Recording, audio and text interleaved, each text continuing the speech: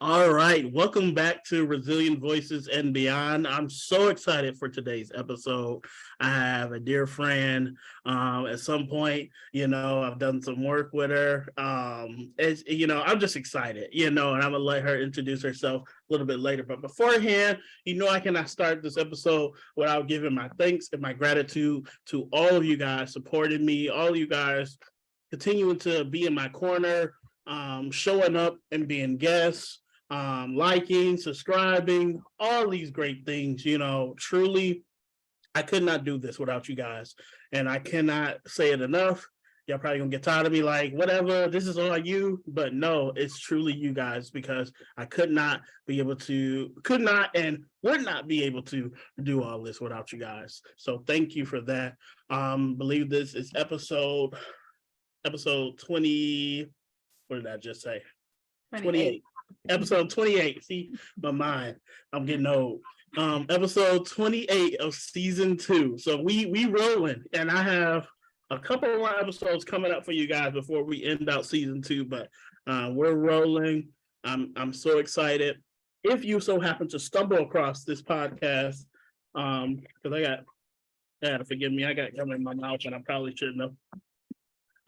If you so happen to stumble across this podcast and you don't know who I am or what this dude is talking about, somebody just gave you this link and told you to listen to it. My name is Michael D. Davis Thomas, aka MDDT Speaks.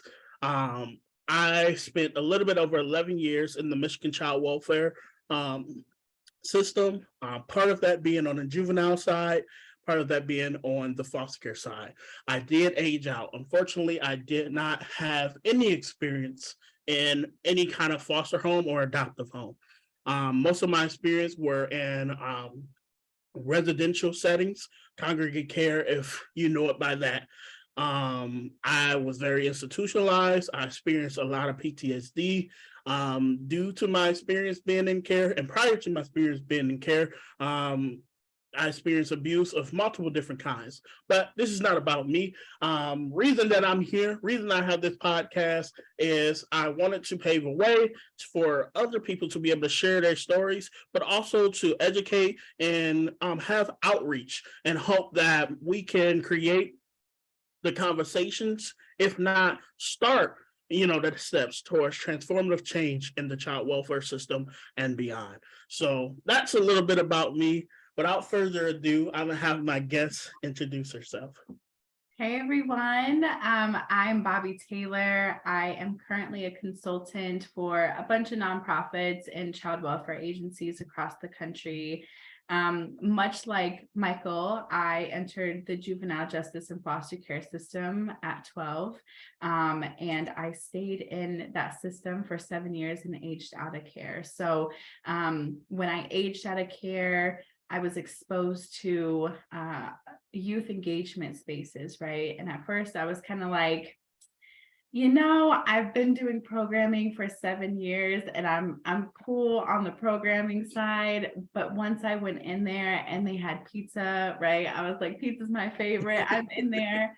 I saw so many young people doing something to change the system and not be complacent. And so that's what really drove me into this career. And so, yeah, that's a little bit about me and a little bit about my experience without telling all the details too soon. So thank you for having me, Michael. It is a pleasure being in community and space with you. And I'm looking forward to having this conversation on your podcast. Awesome. It's such a privilege to have you on. I know you're a very busy woman, but appreciate you taking the time to speak with me and speak with my audience. So I'm gonna just get right into it. My first question, and this question derives, from my experience. Just as much like you starting out in engagement, but for me, my experience, I experienced a lot of tokenism. I experienced a lot of going to panels and they had scripts already laid out for me of what they wanted me to say specifically about my story and how they wanted me to say it. Now, in my own stage, in my own platform, One of the pieces of bringing people on here is to be real, raw, and authentic, but also be professional about it. I'm not trying to shame or talk down on anybody, but one thing is promoting and sharing the real truths about our experiences and the system as a whole. So my first question is, when did your story begin? To whatever depths, to whatever comfortability you feel comfortable sharing, feel free. Yeah. So my story really begins when I was 2.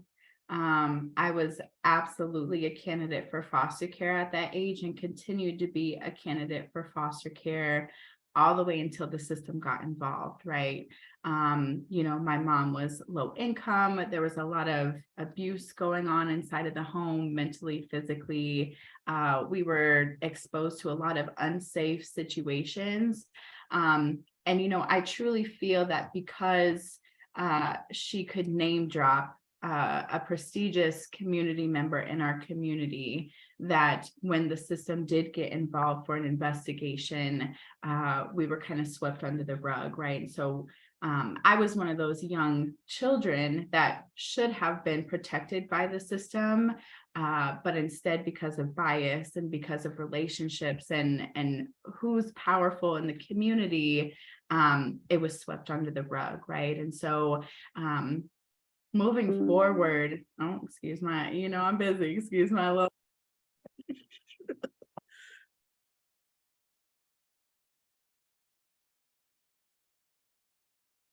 You cut out a little bit. I don't know. See, it was a notification. It was the notification. I apologize. So because I remained in the home, I continued to experience what I experienced. But by the time I got old enough to understand what was happening, by the time I was old enough to have trusted adults at school telling me drugs are bad, you should never be exposed to drugs, and knowing they were at my home, I started to question my upbringing. I started to question the childhood that I was exposed to, right? That is everything that I knew. And so I thought it was completely normalized until I had those trusted adults in my system and in proximity, that I started to question things. And because I was not prepared to deal with them, I started avoiding school, right? And that's where the juvenile justice system comes in, because they're like, oh, you don't want to go to school, your grades are dropping, these truancy cases are happening, right? Like, we're going to punish you for not going to school. And that was really my first entry into the system. Was nothing criminal to the extent that an adult would get criminalized, but really their way of criminalizing young people, which is going to school. And I think the biggest failure on the system was, rather than punishing me for school, they never initially asked, why are you not going to school? What is the reason that you are avoiding school? And so from then, because I felt like they didn't care, because they didn't ask, and it was more of a punishment than anything. It wasn't help. It was a punishment of me not going to school and being put under these probation conditions. It didn't work out for me, right? Like, it was a penalty, and I was like, you know what? Like, I'm not going to do it, right? Like, I was very defiant, and I was very much, I'm an independent person. I've been taking care of myself and my household for, the past 6 years as a child. I can take care of myself moving forward. So I ended up continuing to spiral down this trend of not going to school and increasing my probation stay. And then, the consequences got a little bit more severe, and I started getting placed into group homes and congregate settings and those types of institutions. And so we would go back and forth between a congregate care setting to me being on the streets for 9 months, right? Because I would run away. I knew how to take care of myself. And so we would go through this pattern until finally, I was placed in a pretty lockdown facility. And that's when I started kind of to open up about the experiences that I had at home.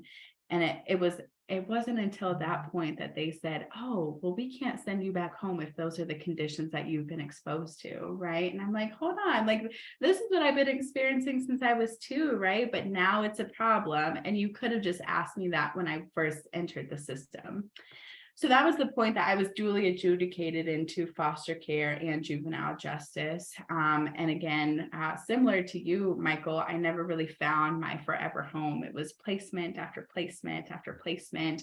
I did get lucky and I was able to find a foster home 2 weeks before I aged out. But again, I feel like the foster mom was more worried about the money because she's like, oh, we'll keep her for 2 weeks. But after her 2 weeks is done and she's 19, like, we don't have any responsibility over her. Right. So I was left homeless leaving that court system for the last time. And thankfully, I had rekindled a relationship with my sister where I was able to stay at her house until I got on my feet. But the journey of the system, I would say, is every single aspect of the system that we like to focus on, whether that's transitioning out of care, whether that's homelessness, whether that is a substance abuse or family well-being prevention. All of these different aspects I ended up experiencing growing up in the system, right? And so I feel like all of these different aspects that the system is currently working on are very they are very intertwined, right? And so that is a little bit of why I love the work that I do, is because you can't have a conversation about housing without understanding the significance of workforce or development or transitioning out of care. You can't have the conversation of benefits without realizing that, oh, young people need supports like this to be able to be successful, knowing that they don't have any concrete supports outside of it, right? So yeah, I will stop there and let you ask any follow-up questions. So I'm just processing all that you have been through. And for me, I hear a lot of similarities. And first and foremost, before I even go into this, you decided to match me today. I'm looking. But I was just listening, and I'm like, when you were speaking about your experience at a young age, being in that home, and because, people knew who or what, it was kind of like a scapegoating situation there, and I can resonate with that. I'm not going to say I can relate completely because your story is unique to yourself, but I can resonate with that because at an early age for myself, I know you know a little bit of my story, but for some of you guys that may just be tuning in, just tuning in for this episode, I experienced physical abuse and sexual abuse for years, and I cried out for help in the best way as a kid knew how. Like, I don't think I was direct, like, as I could say now as an adult, like, hey, look, this is happening, this is wrong. But I tried my best as a young kid, asking questions like, is this supposed to be happening or what, and it never resonated with any of my teachers or any community members. So I was stuck in a situation, and when I started getting mad, and when I started slapping people, quite frankly, it's not appropriate. I'm not glorifying, violence or anything, for some of you guys out there. I ain't trying to make nobody mad. But it is what happened when I started to retaliate to the abuse, when I psychologically numbed out because the words of "I wish you were aborted" or "I hate you" started to sink in, and I started to believe that this person truly did not love me. My mom did not love me and wished that I was unalived. I had no more care in this world, so I started at, I think it was 11 for me. You said 12, you entered. It was 11 my first night in juvenile. And I remember the police coming to get me, and they came to get me as if I had a warrant for robbing a bank. There were Okay. several police cars. You know, I had guns drawn at me. I had, I was a little stocky little kid, so they had to handcuff me with two handcuffs because my hands wouldn't go back to, It's not but funny, Michael. It's not funny.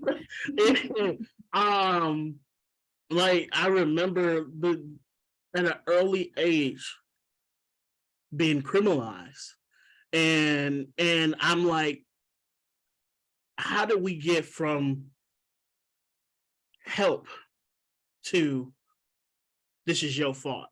Mm. And I can resonate with what you said about now you're in there, okay, the whole arrest intake process.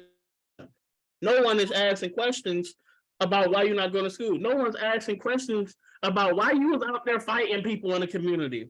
Mm. Why you out there running? Why are you out there selling drugs? You were 11 years old. Like, why are you out here doing these things? And I feel like there's such a double standard, to adolescent care between foster care and juvenile. Like, it should not matter the title. There's therapeutic intervention that needs to be done, and there's questions that need to be asked. Just like, they do those interviews with foster youth, and y'all gonna have to forgive me, forensic interviews, and do that much investigating, and it needs to happen on the same effort. What is youth now? Yeah, let me tell you something, Michael. And I've held this belief for a very, very long time. I would say that 80% of the young people who enter juvenile justice are candidates for foster care.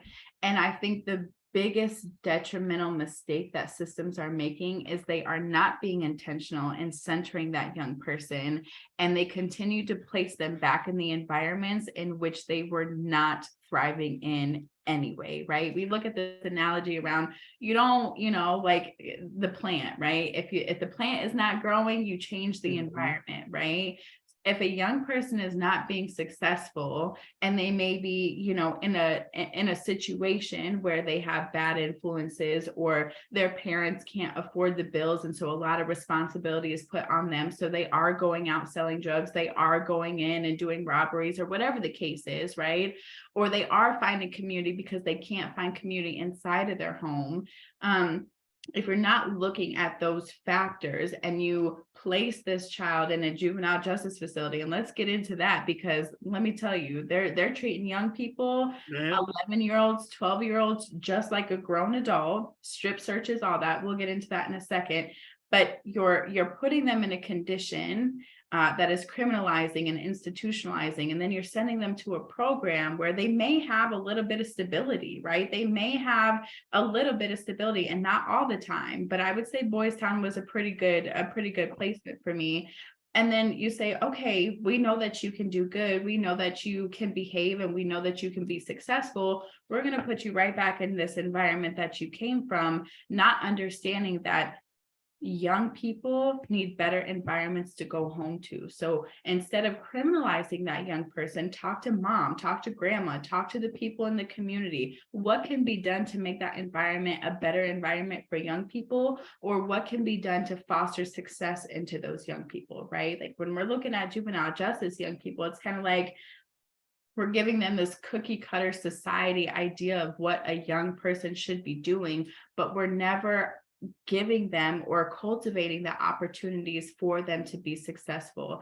If a young person said they wanted to be a music artist, okay, I don't see the system saying, I know a community-based organization that I can connect you to for you to put your energy into that music. If a young person said they wanted to do volleyball, I don't see anybody in the community stepping up and saying, I have a scholarship for a prestigious volleyball team that I want you to be on because I believe in you, right? We are like penalizing and providing punitive supports for young people, when really we need to be cultivating opportunities of purpose and opportunities of growth, instead of saying you're the problem and we need to fix you.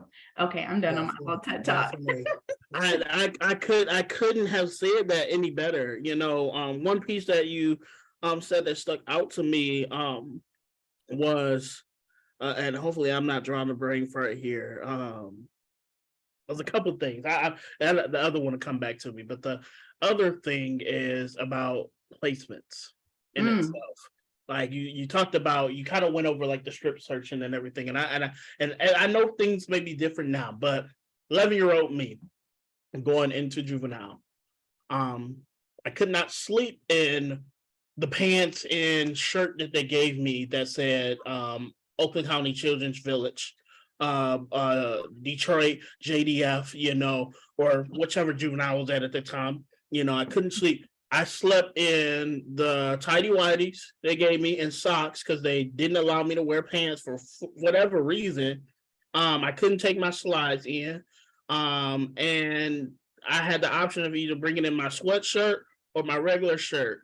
And then they gave me a blanket. I don't know if y'all know about those old hospital blankets that like they had those little small squares that were holes. Like, so it really wasn't keeping me warm, and then I had like a very thin plastic pad, it's supposed to be a mattress and one single pillow. I promise you, I was more comfortable on the concrete slab with my blanket balled up. That's how it's up, balled up, freezing cold, balled up. Just thinking about everything that's happened to me and how I'm here.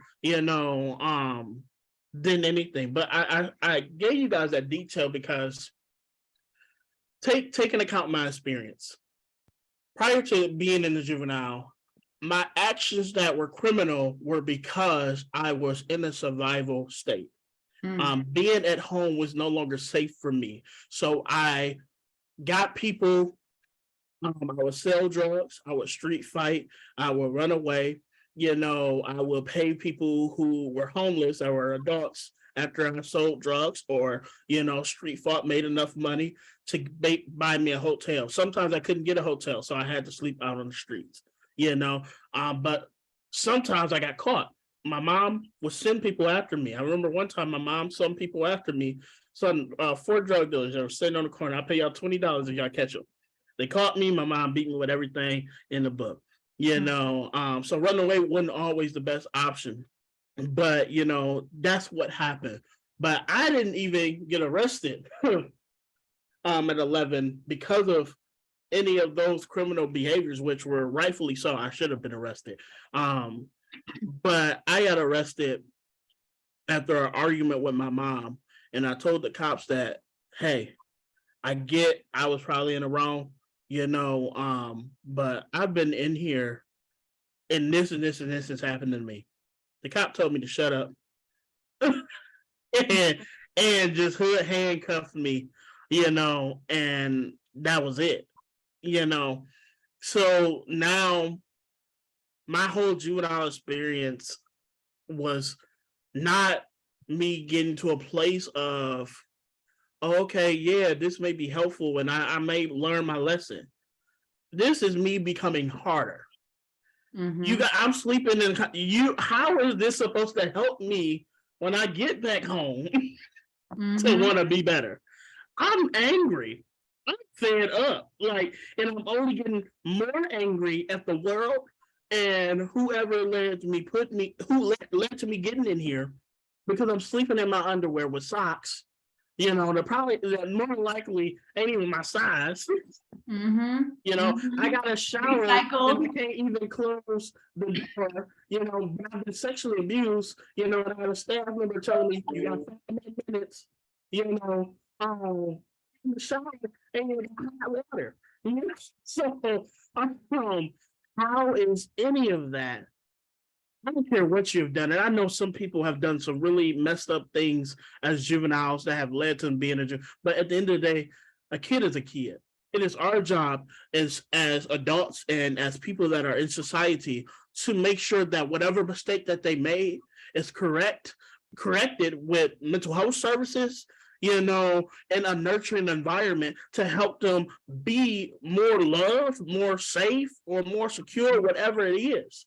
But more times than not, stability is at the center of why they're there, because they come from dysfunctionality, or broken homes, or single parent homes, and granted, Not and that doesn't mean that the single parent home is bad, but it just means that there's been some missing pieces, and this individual doesn't know how to deal with not having mom around, or doesn't know how to deal without having dad around. So there's so many different scenarios and so many different things, but I feel like there's a conversation that needs to be had, which is why I took some time out of your story to uplift this about how we're treating one side versus the other when both have some issues that needs to be faced, because they would send me back home.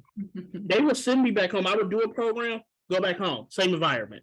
That's what my brain, that's what it was. That's what my brain came in. I would go home, then do the group sessions, do the kumbaya, pick up some stuff, and I would go back home and try to, like, my family started tripping. My family started to get ready to hit me. My family started cussing me out. Hey, y'all, let's have a group session. You know, like, that's what my family would look at me like I'm crazy, because the techniques that they told me to do when crisis arise wasn't fitting a family that, okay, Michael went and he got his help, but who helped them?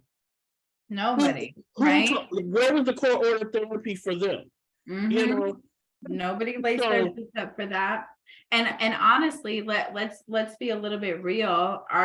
Are the things that they're giving us in these programs really realistic, right? Are they culturally appropriate? Are they realistic? Are they responsive to the things that are happening real time? Probably not. These are like, in theory, in a research environment that is semi-controlled, these things can work. Okay, but there are so many variables and so many different pieces that these things are not transferable to the communities that you are forcing them on. And so that's really what I have to say about that. But it's true, right? Maybe grandma is taking care of the kids and she's working 3 jobs, and so she can't be at home. Right? She can't be at home. And so it's hard for a young person to get to school. How are you going to fix that? Right? How are you going to fix that? How are you going to make sure a young person is getting to school if that's the problem? They're not looking at the entire family dynamic of making that child the most successful, cared for, that they can be. Instead, they're looking at the child like, oh, you're supposed to go to school. You're supposed to do this. You're 12 years old and you're more than capable, right? But like, if a child is battling the absence of love in their home, that's a completely different story too, right? There's so many variables.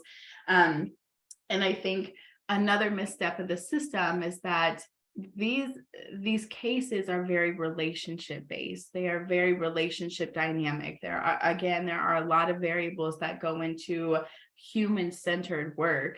But they continue to force kind of like these, again, cookie cutter solutions on people without accounting for the emotions, the different aspects that come into really cultivating the conditions for young people to be successful, not only a young person, but their families to be successful and thrive.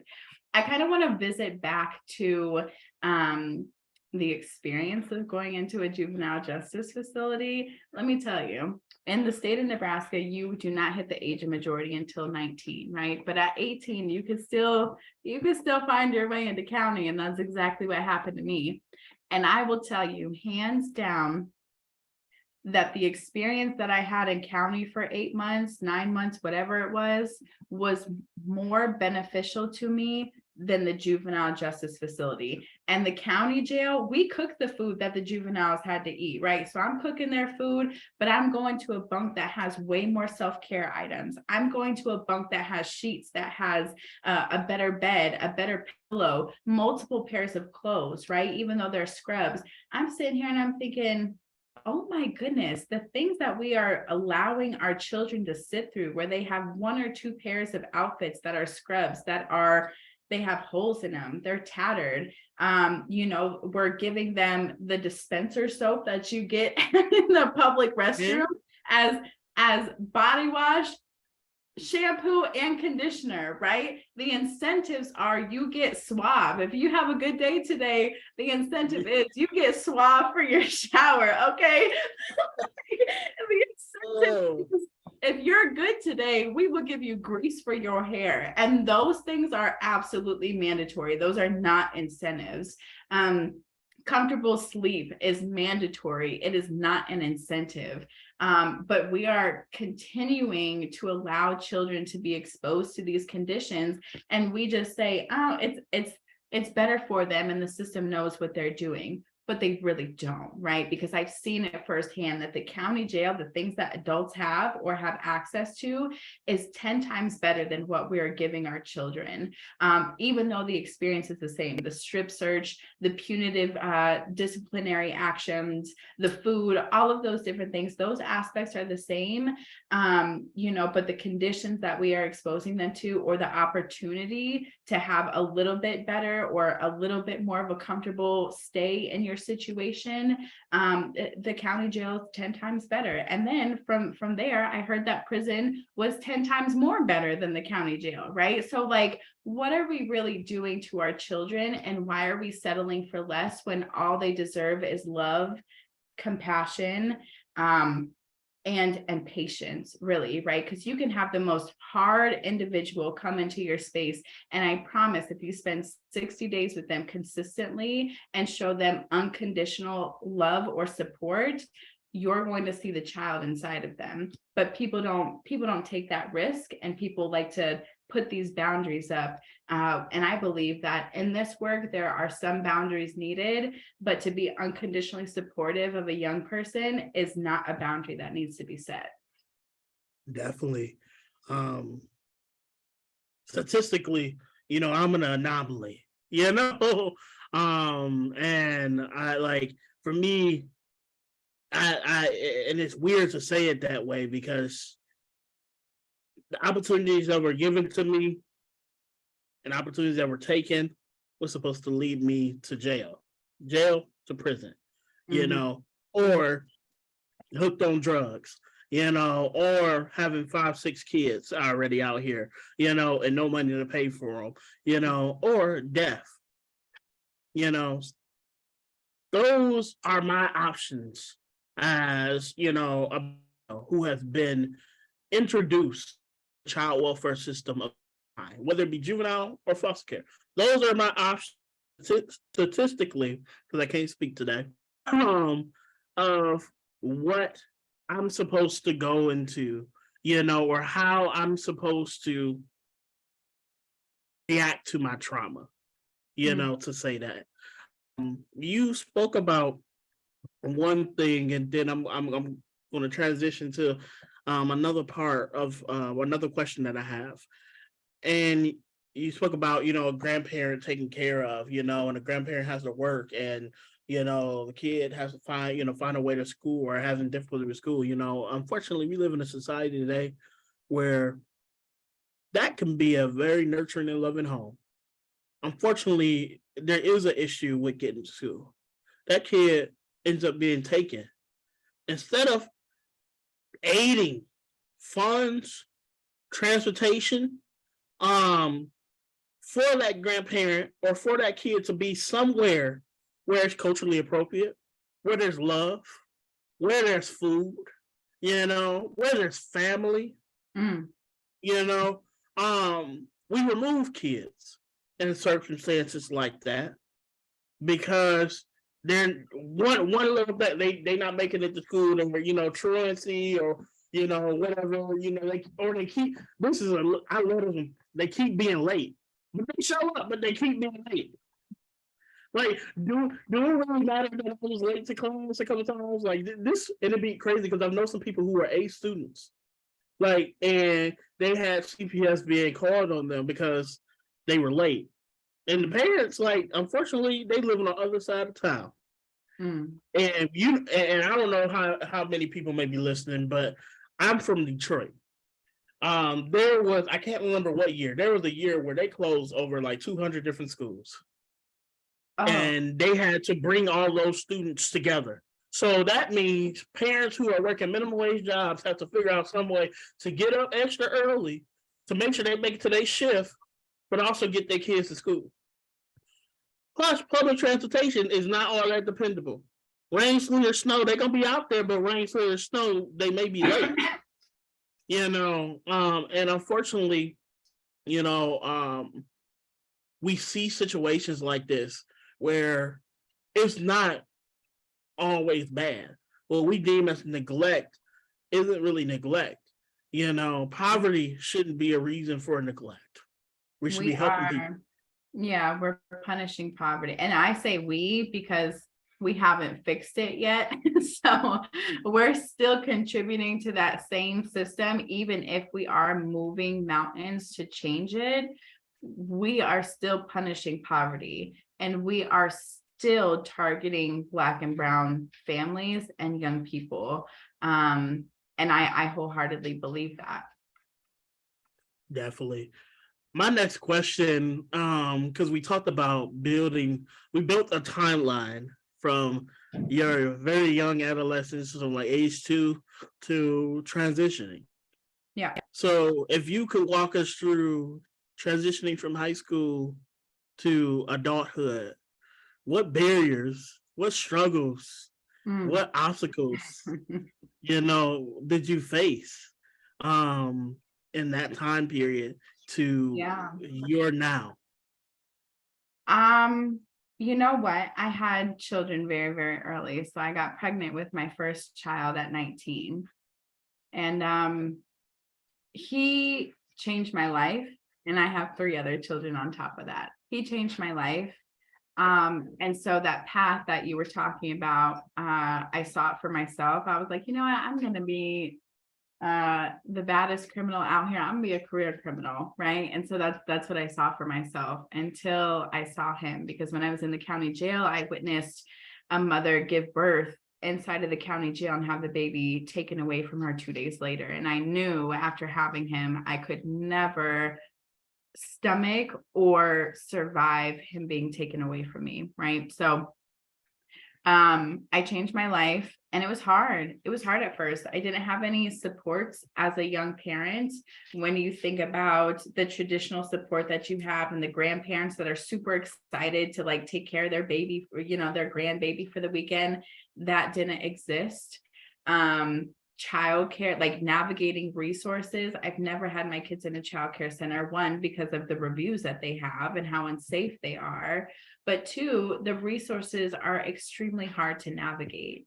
I spent a majority of my early years kind of going through these just entry-level jobs that everybody would go to, Buffalo Wild Wings, Dunkin' Donuts. I had like a few factory jobs, and they were really to pay the bills for myself. But I think the biggest thing that I had an issue with was probably not having a concrete support system for myself or for my family. Even though I had, my partner's family at the time, or my ex-partner's family at the time. So not having anyone to count on my end, but 2, not having financial resources when things got really hard, right? When things got really hard and I was in a rut, I think that was probably the biggest barrier. I can name an example. I wrote about it for the Children's Bureau. We had a car, and money was really tight. It was Christmas time. It was around Thanksgiving.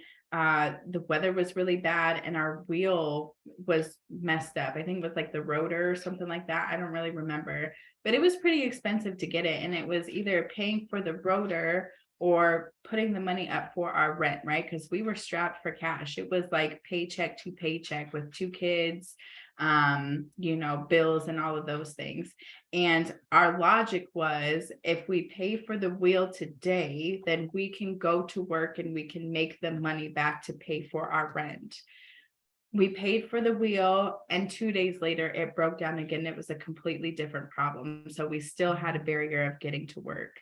Had I just had someone to say, I had to pay for my car to get fixed, it's still not fixed, I need $600 to pay my rent so I can figure out how to get my car fixed after that, or I need someone to help me fix my car so that way I can go to work and make the money. Had I had that prevention focused resource in the community, I wouldn't have gone through what I went through. From that point, we didn't have our rent paid on time. Our car was still broken. We were really strapped for cash, and we had to cancel some of our shifts. And because of that, right, like we had an eviction notice, right? Because of that, we kind of spiraled into this situation of financial stress and de-stress with a child, with a baby at home. And it took us a couple of months to dig us out of the hole. It took us a couple of months to actually prove to the system that we were in need so they could cover our rent costs, right? When I could have called them at, you know, the end of November and saying, I need this. Instead, I was met with, you need an eviction notice before we can pay for anything, right? I need you to pay my electric bill. You need a shut off notice before we pay anything. But I had known that I needed that support right then and there. And so those are some of the barriers that I've experienced. It wasn't until I was about 23 and I was exposed to a training. I think you're very familiar with this, the Youth Thrive training, and it was the brain development. And when I looked at that brain development training, I was like, hold on, you're telling me that my brain isn't even developed until 26. You're telling me that I am in control of rewiring my brain, and that when I expose myself to healthy conditions and healthy thought patterns and all of these different things, that I can literally just feel better.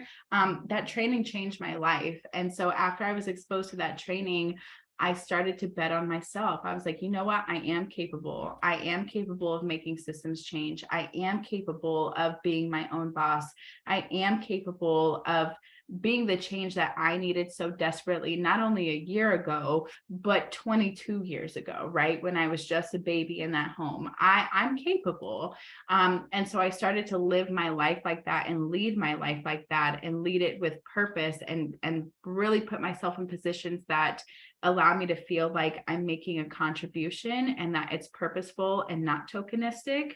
And from then, a lot of doors have opened, right? Because I began to bet on myself. So I will say that training really changed my life. But I will also say that it is within each of us that we have to decide that we are good enough, that we are capable enough, and we have to examine our own healing in order to be able to do what we were meant to do. Everyone's here for a reason. Everyone's here for a purpose.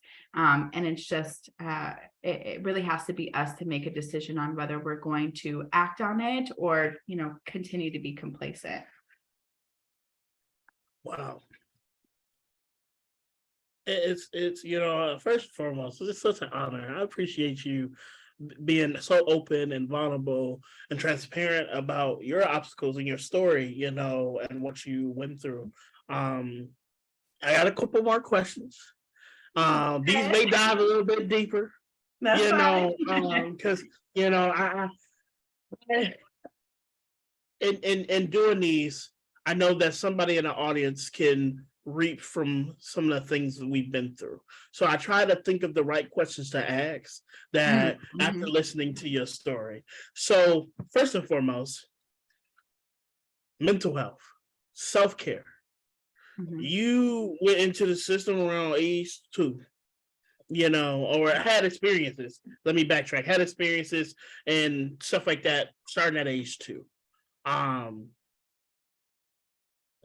From that journey to your earliest experience with some kind of youth engagement, Youth Thrive, you know, programs that promoted, you know, advocacy, you know, resiliency, motivation, a plan, a path, you know, self-care.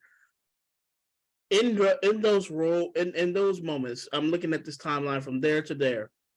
What did mental health and self-care look like for yourself? While I was in the system. Go ahead. Yep.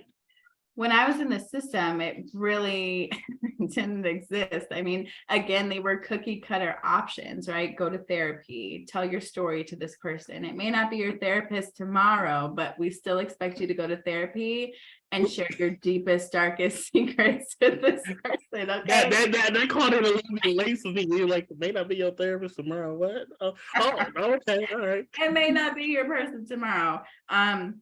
Then when you're in programming, it's kind of like how do we do coping skills? Okay, like coping skills, music seems to be one of your coping skills. And that's great for outside of here, but we don't allow you guys to have music in here. So how are you going to figure out a different coping skill, right? Like it's just these different standards and practices that they place on everybody that just doesn't get to what young people need, right? I think the mental health piece, I mean, I think everyone needs a therapist, and a therapist doesn't mean someone sitting in an office, right? A therapist could be your sister, a therapist could be your friend, right? Someone who you can have confidence in and confide in about the things that you are experiencing and processing, and maybe get a little bit of guidance, right? But everyone needs an ear to listen. The self-care piece, I mean, really, I was conditioned in these institutional settings that self-care is an incentive for behavior. It's not something that people are obligated to have. It's a luxury. It's a luxury of behavior, and it's a luxury of you being respectful and responsible, and all of those different things. And so when I got out of the system, I thought self-care was being able to take a shower by myself, right, while my partner had the baby. I thought self-care meant that I was going to, do a face mask. Today, I feel completely different. Those things are I would say maintenance of like hygiene, right? And so the conditions that the system set as like this precedent is maintenance and hygiene are self-care, right? And so I had to release those things and say, no, I deserve to have a body scrub. Okay, I deserve to have conditioner for my hair. I deserve to be able to have a face mask, right? If my skin is breaking out or I need a little bit of extra moisture, right? Like I need those things to feel comfortable. Those are mandatory if I can afford them, right? Like those things are mandatory for hygiene and self-care and maintenance, right? Self-care today for me looks like going out to have a drink by myself or with a friend, because I don't usually have that luxury. Going out and exploring a museum with a friend of art, because I don't always have that luxury because I'm busy. Going and investing in myself to go on a trip to have an experience and live life and get creative. Those are self-care things because they are out of the ordinary things that I do because I am busy, I have kids, and I have responsibilities, right? So my outlook on self-care is really being able to have intentional moments that I focus on myself, whether that's self-reflection, self-growth, experiences, all of these different things. And I'm just so ashamed that the system allows people to feel like a shower or a face mask or doing your toenails are luxuries, and those are self-care. And that's truly how I feel about it. Thank you. Thank you so much for sharing that. And you spoke about it before me even asking. I speak about self-care and mental health a lot. And I speak about it in a more fluid sense because I had a therapist. Therapy didn't fully work how I would love it to for myself, but I still believe in it. My self-care and my therapy kind of correlates with my faith. I have people around me that I can tie into talking about God that helps me in a therapeutic sense. Self-care for me, being institutionalized, and even not even because society has a way, and that's a conversation to be brought up, but I'm not going to dive too deep into it, but I am going to highlight it. Society has a way of institutionalizing minority populations of people without them having to have been in a jail cell or prison. Like just by you being in a certain bracket of income, you can find yourself institutionalized by certain mindsets and thought process. With that being said, I'll let y'all chew on that. We'll talk about that some other time.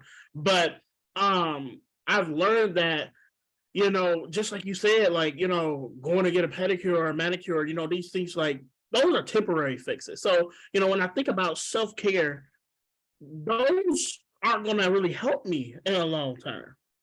But stepping out of my comfort zone, to go out, to build a social community, to have fellowship will help me in the long term, because now I'm building a sense of community, because I can't speak today. That will help me. Hopefully, when I'm in crisis, I can go to these people. I have friendship now because I've taken the time to build self care, but also to build relationships. Which Mhm. leads me to my next question. We all have been there, and we all have journeyed through. But you spoke about motherhood. You spoke about, having relationships and what have you. What has been that journey for you as a person with lived experience? Navigating from your own experience and probably, I don't want to assume, but not having the best examples Yeah. of, functionality, and trying to break generational cycles, Mhm. being a mother. So what has that looked like for you, being a mother, but also being a partner in relationships and friendships or what have you? Yeah. Oh, that's such a good question, Michael. And I'm gonna keep it real.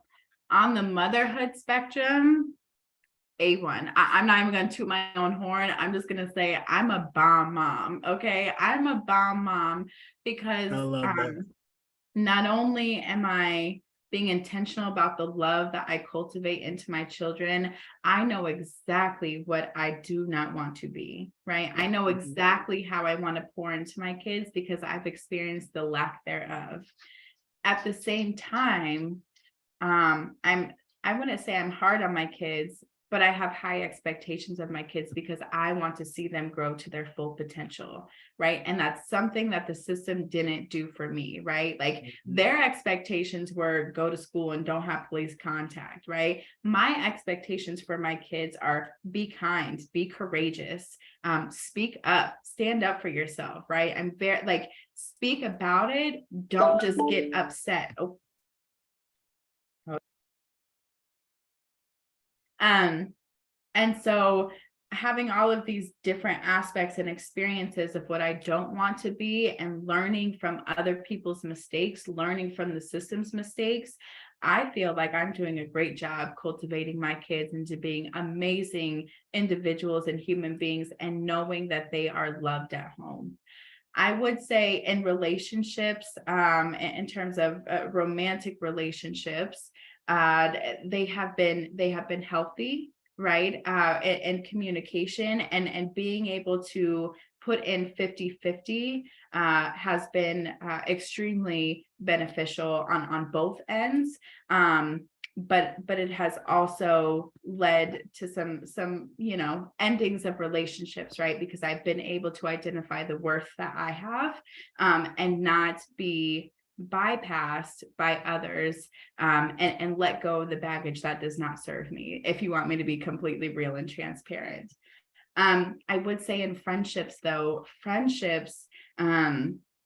being intentional about friendships is something that I continue to work on as an individual, right? Showing up for people in the moments that I don't really want to, right? Someone's like, oh my gosh, I need help packing up my house.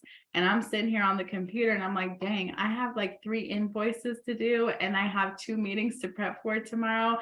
I don't feel like coming to your house, but being the friend and being the person that understands what it means to not have anybody show up or not have anyone to call on, I go anyway, right?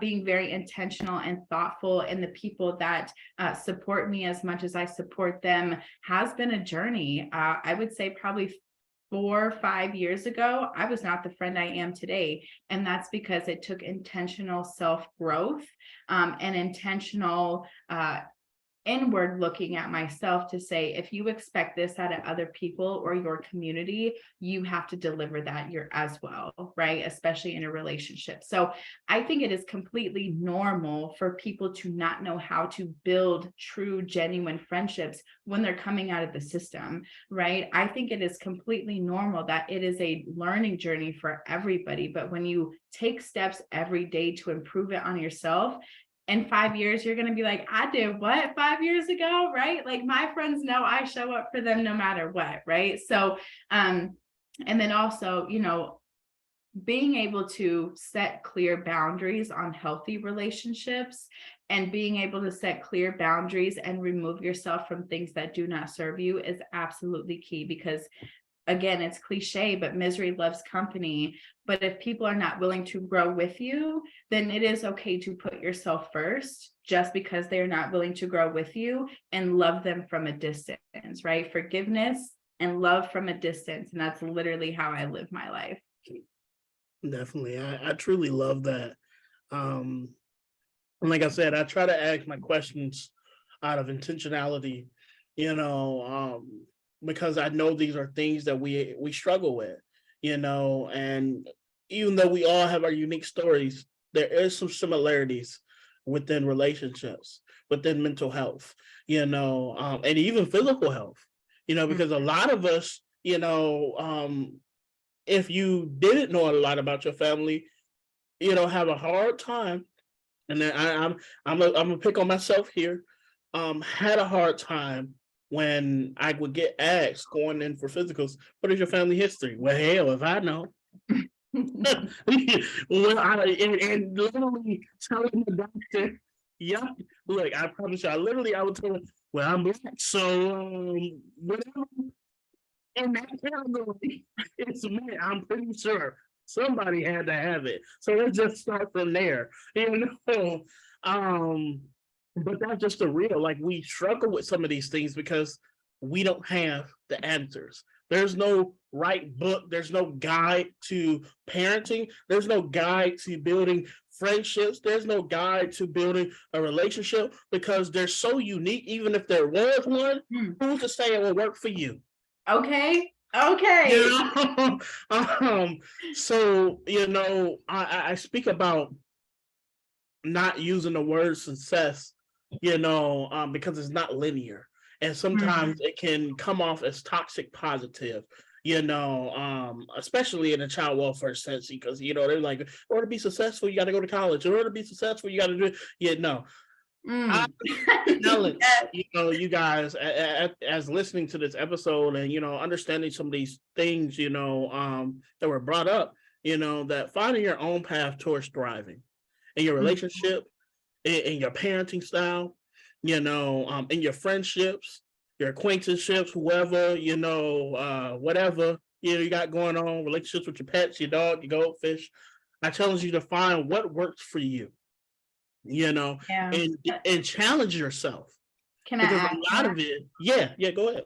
I just want to add and say my path and the way that I live, right? I shared a little bit about how I carry myself.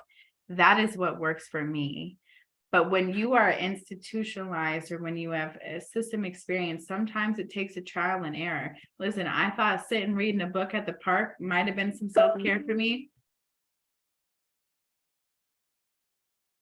And it didn't work. I was like, this ain't it. This ain't it. Coloring in this book is not it, right? Like doing this is not it. It takes some trial and error. But once you like what you like, right? I like sparkly stuff. Okay. Like if I find something sparkly, I like what I like, it takes trial and error. So I just want to say that, Michael, you are 100% right. What works for me might not work for you. And what works for you might not work for him. And what works for him might not work for her.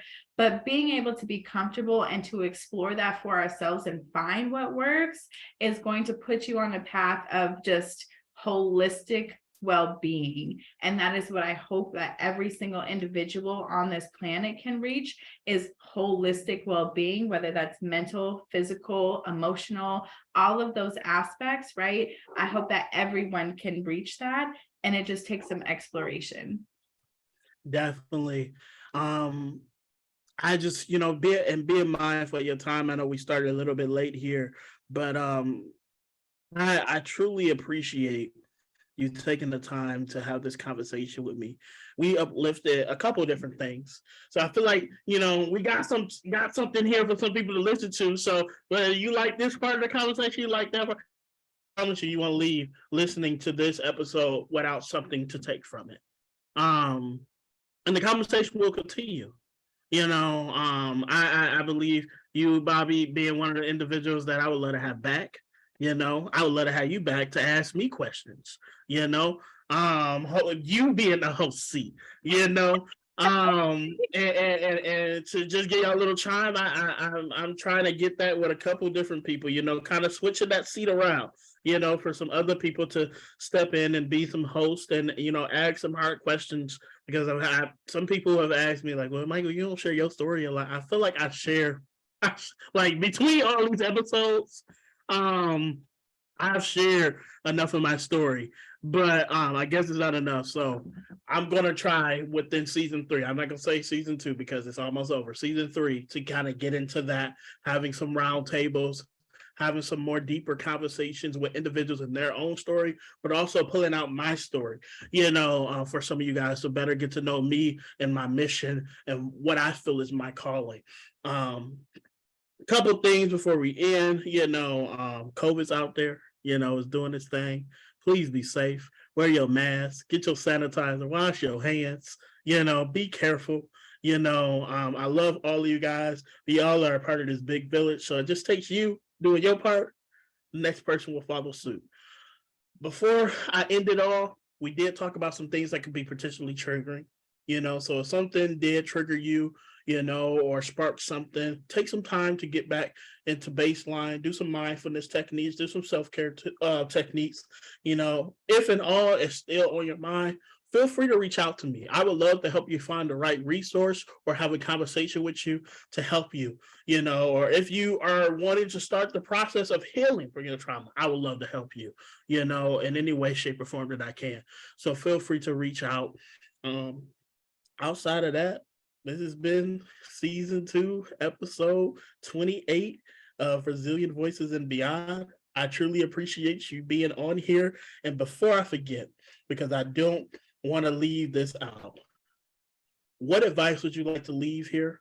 And any last comments you have for the audience, and any last comments if you got a book, a song, a rap song, you dress job, or got a poetry, whatever, how they can follow you. Yeah. Oh, that's so good. My computer's about to die. So if I skate off of here, it's because my computer died and I can't find it. I would say my last words of wisdom are believe in yourself, be defiant of what the system's expectations were of you, because you are more than that. And back to kind of what Michael and I were talking about earlier, explore yourself, explore your wants, your desires, what food makes you happy, what clothes make you feel the best, what self-care is for you personally. I would say take the time to explore yourself and really enjoy life in all the different ways that it can be enjoyed. And I would say a book, The 4 Pivots, is an incredible book. And I would definitely encourage you all to read it. But at this point, I'm going to say thank you so much, Michael, for having me. This has been truly a pleasure, and the hour went by so fast. So thank you for having me. No problem. Well, I know your computer is about to die. So you guys have a good night, good morning, good whenever you listen to this. This has been Resilient Voices and Beyond. Talk to you guys soon. Thank you.